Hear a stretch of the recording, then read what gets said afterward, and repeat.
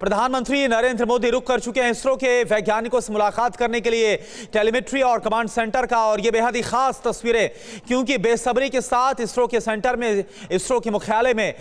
इंतजार हो रहा है वैज्ञानिकों की तरफ से प्रधानमंत्री का, जहां पर जाकर वैज्ञानिकों को न सिर्फ बधाई देंगे, शुभकामनाएं देंगे, बल्कि साथ ही यह भी माना जा रहा है कि प्रधानमंत्री समझेंगे किस तरह से जो मिशन है, किस तरह से जो विक्रम लैंडर है और प्रज्ञान रोवर है वो इस वक्त काम कर रहा है, कैसे ये मिशन लगातार सफलतापूर्वक आगे बढ़ रहा है। ये दो तस्वीर इस वक्त हम आपको दिखा रहे हैं। जो रास्ता है जहां पर जिसके जरिए प्रधानमंत्री आगे बढ़ रहे हैं, हमने ये भी देखा कि कैसे वहां पर अलग अलग स्पॉट्स पर, जगह पर लोग बेसब्री के साथ प्रधानमंत्री का स्वागत करने के लिए भारत का झंडा लिए खड़े हुए थे। और प्रधानमंत्री निराश भी नहीं किया, लोगों को संबोधित भी किया और कितनी बड़ी ये कामयाबी ये बताया, और एक नया नारा भी दिया, जय विज्ञान जय अनुसंधान का। और ये जो जिक्र किया नया नारे का, ये अपने आप में एक बड़ा संकेत है वैज्ञानिकों के लिए भी कि जिस तरह से प्रधानमंत्री लगातार उत्सुकता के साथ तमाम अनुसंधान को आगे बढ़ते रहे, उसके लिए प्रोत्साहित सरकार करती है। इस दिशा में देश और भी तेजी के साथ आगे बढ़ता हुआ नजर आएगा। सुरभि। बिल्कुल। और पीयूष, आप क्योंकि इसरो सेंटर में अंदर की तस्वीरें हमें भेजते आए हैं, मैं बार बार इसी बात का जिक्र कर रही हूं, क्या हम एक्सपेक्ट कर सकते हैं कि मॉक से, यानी उसी ऑपरेशन सेंटर से भी प्रधानमंत्री की तस्वीरें अब हमारे सामने हो, जहां वो खुद ये मॉनिटर करें कि किस तरीके से रोवर इस वक्त ऑपरेट कर रहा है? बिल्कुल सुरभि, ये देखिए, ये संभावना बिल्कुल बनती है। और जाहिर सी बात है कि जब वो पूरी टीम से मिलेंगे जो चंद्रयान 3 के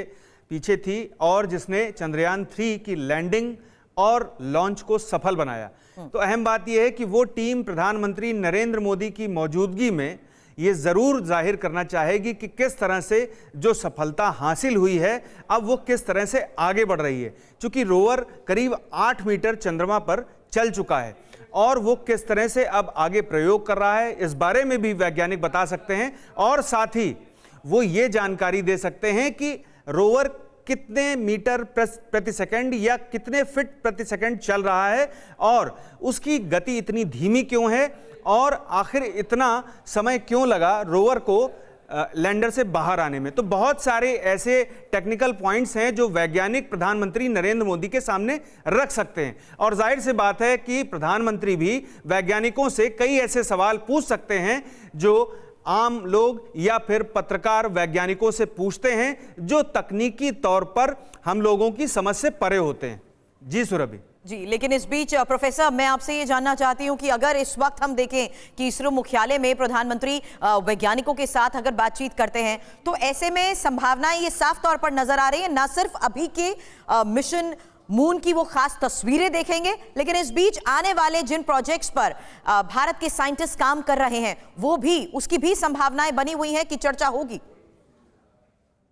जी बिल्कुल। देखिए, जैसी जिज्ञासा एक आम आदमी के मन में है, वैसे निश्चित ही प्रधानमंत्री जी के मन में भी होगी और वो इस तरह के तकनीकी प्रश्न कर सकते हैं इसरो के साइंटिस्टों से। और जो आने वाले जो स्पेस मिशन है उनकी वो समीक्षा भी कर सकते हैं, उनकी लॉन्चिंग डेट भी तय हो सकती है और किस तरह से इन मिशन के लिए आगे बढ़ा जाए। तो ये इन सारे विषयों पर निश्चित इस रूप से मुझे लगता है कि मोदी जी वहाँ पहुँचे हैं इसरो कमांड सेंटर, तो ये इन विषयों पर चर्चा करेंगे। और देखिए प्रोफेसर साहब, ये बहुत ही खास पल इसलिए भी क्योंकि 4 साल पहले जो कुछ हुआ था, हालांकि बार बार हम बता रहे हैं कि वो पूरी तरह से सफल नहीं था, चंद्रयान मिशन 2 का हम जिक्र कर रहे हैं, लेकिन 4 साल के भीतर इतनी बड़ी कामयाबी को हासिल करना, अभी तक अगर चंद्रमा की बात की जाए तो सबसे कम खर्चे में मिशन को सक्सेसफुली आगे बढ़ाना, ये अपने आप में कितना अहम है। और ये आगे की मिशन के लिए पूरी दुनिया देख रही है कि देखिए, भारत जो हॉलीवुड की मूवीज बनती है उनसे भी कम बजट में मिशन को लॉन्च कर सकता है, उसको सक्सेसफुल कर सकता है।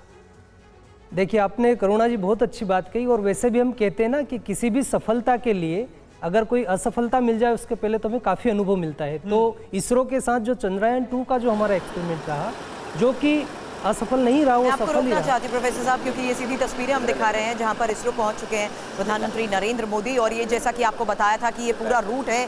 6 किलोमीटर का, इनफैक्ट ये एरिया बताया जा रहा था जहां से प्रधानमंत्री गुजरेंगे और हर तरफ लोगों के बीच उत्साह था। लेकिन हमने देखा कैसे एक खास मंच बनाया गया था जहाँ बैंगलोर के लोगों को प्रधानमंत्री ने संबोधित भी किया। और इस बीच ये खास तस्वीरें हमारे सामने, जहाँ अब फिलहाल प्रधानमंत्री नरेंद्र मोदी इसरो पहुँच चुके हैं और क्योंकि हमारे सहयोगी पीयूष इसरो में रहे हैं इस पूरे मिशन की सफलता के दौरान। उन्होंने देखा है कि वैज्ञानिक किस तरीके से आने वाले तमाम मिशंस के बारे में भी प्रधानमंत्री को आज ब्रीफ कर सकते हैं, उसी पर हमारी भी नजर है। और चंद्रयान 3 की सफलता पर जिस तरीके से देश को गर्व है, उसी के साथ साथ उत्साह प्रधानमंत्री नरेंद्र मोदी पे भी नजर आया है, जिन्होंने बताया कि स्पेस की इस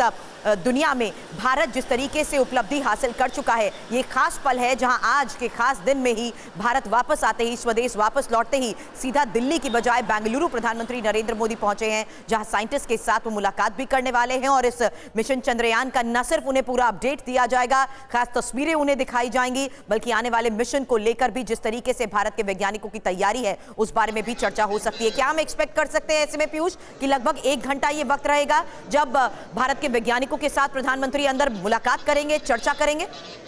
बिल्कुल सुरभि, देखिए कम 1 घंटे से भी ज्यादा समय प्रधानमंत्री वहां रह सकते हैं और 8:30 बजे तक उनको एयरपोर्ट पहुंचना है और उसके बाद वो दिल्ली के लिए रवाना होंगे। अहम बात यह है कि प्रधानमंत्री नरेंद्र मोदी इस दौरान जो वैज्ञानिक हैं उनसे जो स्पेस की इकोनॉमिक्स है, खास तौर पर जो स्पेस का साइंस है उसको लेकर के, जो इकोनॉमिक्स है उसको लेकर के भी चर्चा कर सकते हैं, क्योंकि बड़ी पैमाने पर प्राइवेट कंपनियां और स्टार्टअप्स इस ओर रुख करना चाहते हैं, लेकिन अभी तक इसमें बाउंडेशंस बहुत थी और चंद्रयान 3 के लॉन्च होने के बाद ये रास्ता और खुल गया। जब आपने इकोनॉमिक्स का और खास तौर पर स्पेस में और एक्सप्लोरेशन रिसर्च की बात की और इसको आपने इकोनॉमिक्स से जोड़ा, तो चाहूंगा कि इस तरह से जो मिशन का कामयाब होना, भारत की जो धाक है वो नजर आना, क्या इसका जियोपॉलिटिकल भी असर देखने को मिलता है?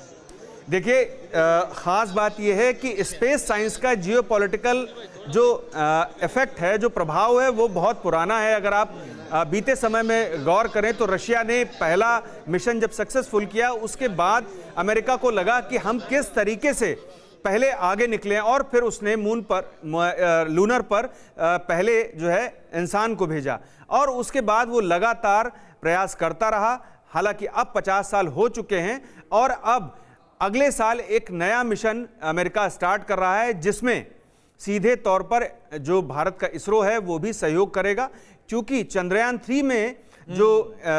सहयोग था वो किया गया था अमेरिका की ओर से। तो ऐसी स्थिति में अमेरिका इस मामले में अकेला पड़ जाता है, क्योंकि चाइना और रशिया इस मामले में उसका बिल्कुल सहयोग नहीं करते और ना ही वो लेना चाहता है। हकीकत यह है कि भारत के इस मिशन के बाद चाहे यूरोपियन स्पेस एजेंसी हो, यूके स्पेस एजेंसी हो या नासा हो, सभी ने भारत की तारीफ करते हुए उनके साथ कोलैबोरेशन की भी बात की है। ऐसे में ये सहयोग किस स्तर पर आगे बढ़ता है और क्या साइंटिस्ट के साथ प्रधानमंत्री नरेंद्र मोदी की आगे के मिशंस को लेकर भी होती है चर्चा?